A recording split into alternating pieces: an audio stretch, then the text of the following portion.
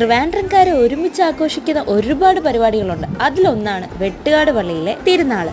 എല്ലാ വർഷത്തെ പോലെയും ഇപ്രാവശ്യം ഞങ്ങൾ പെരുന്നാളിന് പോയി. അച്ചാമ്മ അച്ചാച്ചനെയും പിക്ക് ചെയ്ത് ഞങ്ങളത് ഈ സ്ഥലത്തേക്ക് എത്തി. ലാസ്റ്റ് ഡേ ആണ് ഞങ്ങൾ പോയത്. എല്ലാ ദിവസവും അവിടെ നല്ല തിരക്കുണ്ടായിരുന്നു. ഞങ്ങൾ വണ്ടി കുറച്ച് ദൂരെയാണ് പാർക്ക് ചെയ്തത്.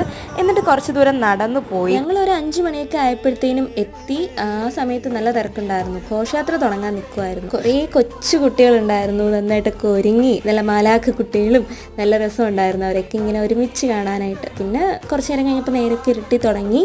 ഞങ്ങൾ തൊഴുതിറങ്ങിയിട്ട് മെഴുകുതിരി കത്തിക്കാനായിട്ട് പോയി.